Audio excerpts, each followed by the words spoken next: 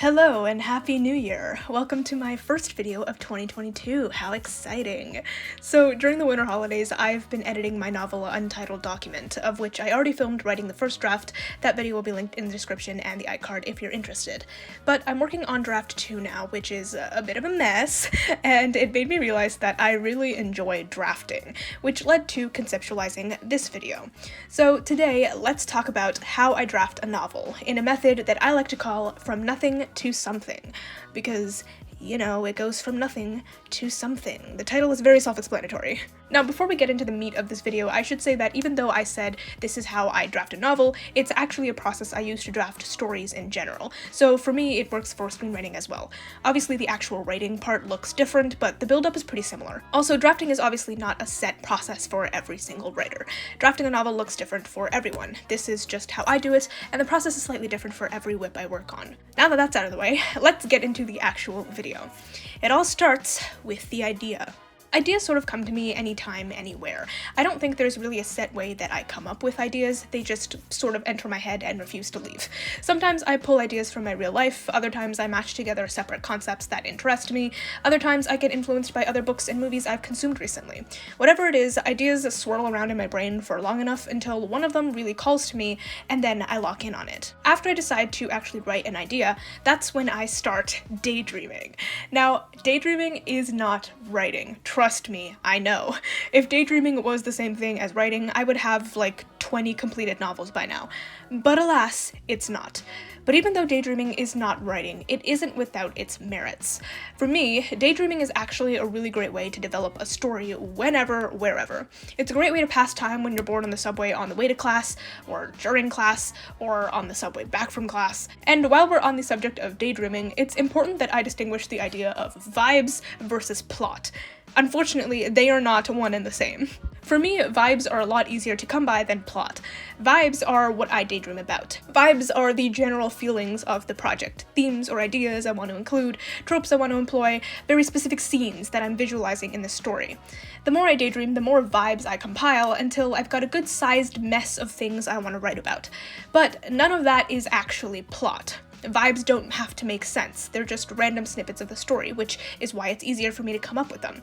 Plot actually has to make sense. It has to glue the story together and give it direction.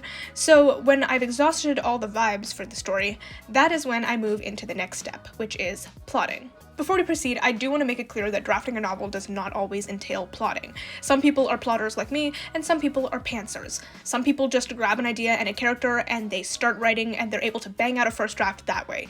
And that's a completely valid way of writing a novel. Because, spoiler alert, whether you plot your stories out to an unhealthy degree like I do, or you have no idea what the next word in your next sentence will be, first drafts are never finished drafts. The world will never see anyone's first draft, absolutely not.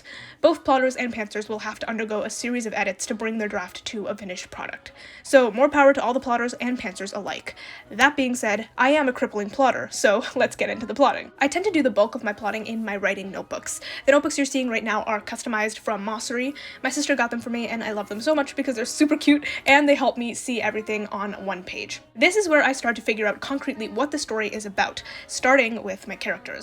When I'm coming up with vibes, I do have a sense of my characters as well. I mean, it's a little hard to come up with vibes without then also coming up with characters to live them out.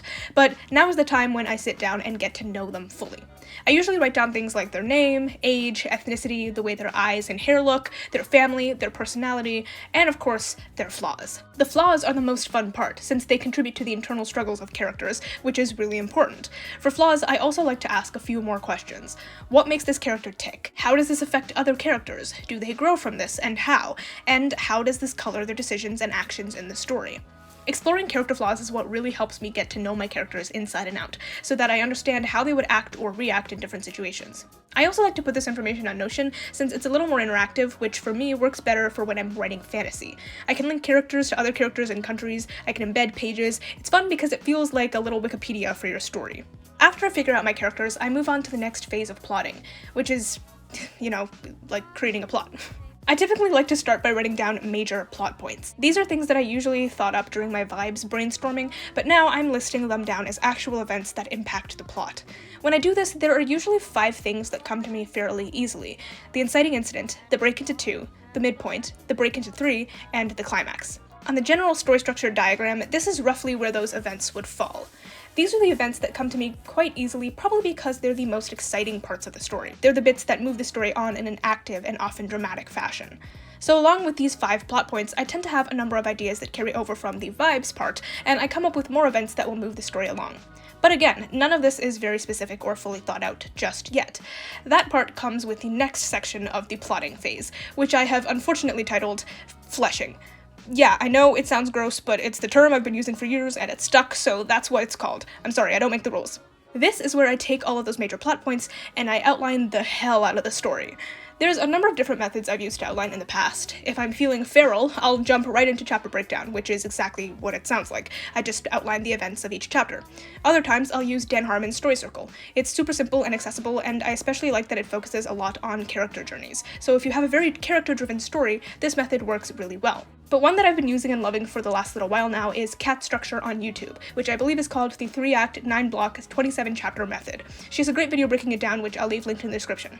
I like this method because it breaks down every major story beat in a regular 3-act structure, which makes it extremely easy to drag and drop my major plot points into those beats, and I can also tell what beats I'm missing and fill those in.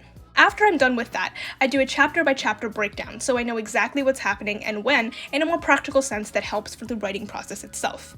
Sometimes I include this in my notebook, and other times I jump on Docs and jot that info down there, as I did for Draft 1 of Untitled Document. Now, if I'm writing a screenplay, instead of doing a chapter breakdown, I do a scene breakdown, which fulfills the same purpose as a chapter breakdown. And after that, there is nothing left to do but actually write.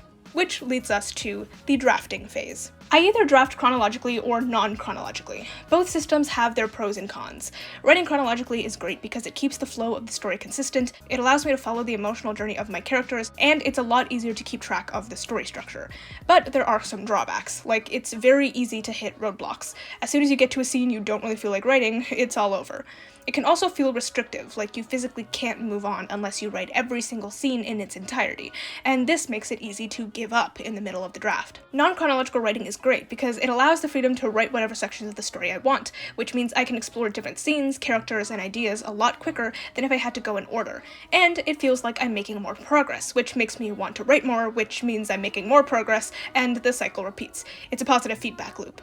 But there are some cons, which include that it's easier to lose the story and structure if you keep jumping around. It's easy for plot threads to be added or dropped randomly, which granted does also happen in chronological writing, but it's more of a risk for non-chronological writing. And of course, you don't get to follow the character's emotional journey along with them if you keep jumping around. For most of my life, I've been a chronological writer, but when I was drafting Untitled Document, I actually started writing non-chronologically, and it's amazing. I love it so much that sometimes I can't fathom how I ever wrote chronologically before. And after that, I start writing. One of the reasons I do so much prep work is to make the writing part a little easier for me.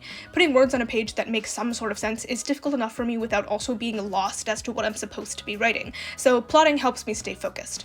I will say that plotting does sometimes have its downsides. For one thing, following a plan that's super structured can take some fun and spontaneity out of writing. To fix this, I usually write a little bit of something random, maybe a scene from a different idea, or if I'm writing a novel, I'll do some screenwriting and vice versa until I feel ready to return to the main whip. Plotting this extensively can also make it difficult to change things or add in new ideas on the fly. For example, when I was drafting Untitled Document, I had the idea to add a new character pretty late into the draft, so he sort of pops up in the story out of nowhere, which editing me is now having to fix. But overall, this is the method that works the best for me. And there you have it. That is how I draft a novel from nothing to something.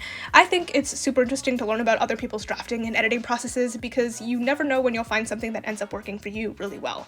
If you like this video, please give it a thumbs up. Comment down below some parts of your drafting process because, again, I love to learn about them. If you like this sort of stuff and you want to see more of it from me, be sure to hit that subscribe button because I make videos on days. I do that. There is no schedule currently because school. If you want to follow me on Instagram, Twitter, Goodreads, and Letterboxd, those links will be in the description down below. And if you're interested in knowing more about my draft to edit up Untitled Document before the vlog comes out, I'm updating on Twitter so you can head on over there. As always, thank you so much for watching, and I will see you in my next video.